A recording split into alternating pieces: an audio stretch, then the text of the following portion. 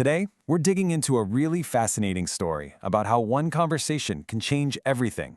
It's about two absolute titans of sports, a young quarterback about to take over the world, and the legendary coach who helped him figure out the most important play of his life. And it had nothing to do with football. So picture this. It's early 1997, and a young Peyton Manning is facing a choice that could literally define his entire career. Should he jump to the NFL and chase that pro dream? Or should he stay in school for one more year? Right after his junior year at Tennessee, he was pretty much set on going pro.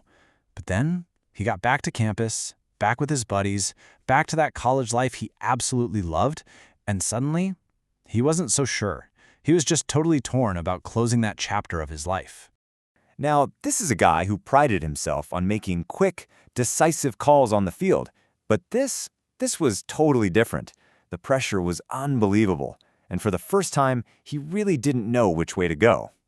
And in that moment of doubt, you know who he turned to? Not his football coach, not even his family.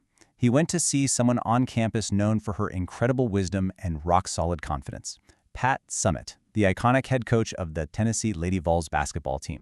And here's what makes this story even crazier. Pat Summitt had her own mountain to climb at that very moment.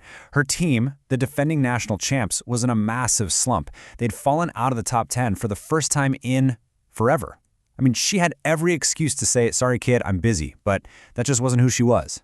And what happened next wasn't just some quick pep talk. It turned into a 2-hour conversation that would completely change Manning's path and forge a bond between two legends that would last a lifetime. Manning later said that he sat in her office for 2 solid hours.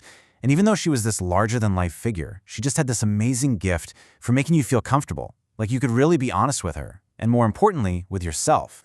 But then, there was the stare. Pat Summitt was famous for this icy glare that could stop you in your tracks. But Manning realized it wasn't about scaring you. It was about cutting through all the noise in your head, helping you find the answer you kind of knew was there all along.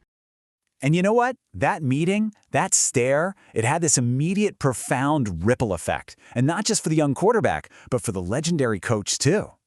It was a total game changer for both of them. Manning decided to stay for his senior year, creating what he later called irreplaceable memories. And Pat Summitt, her team did a complete 180. They stormed back and won their second straight national championship. It was like that meeting was a turning point for both of them. And one of those irreplaceable memories for Manning? Getting a front-row seat to watch history. He got to see Summitt's next team, led by that unbelievable trio, the Three Meeks, Tamika Catchings, Samika Randall, and Shamik Holdsclaw, go a perfect 39-0 and lock down a third consecutive title. Just incredible. Just look at this number for a second. 1,098. That's how many games Pat Summitt won in her career. Think about that. It's a level of just sustained dominance that you almost never see in any sport, anywhere. Her career was just monumental.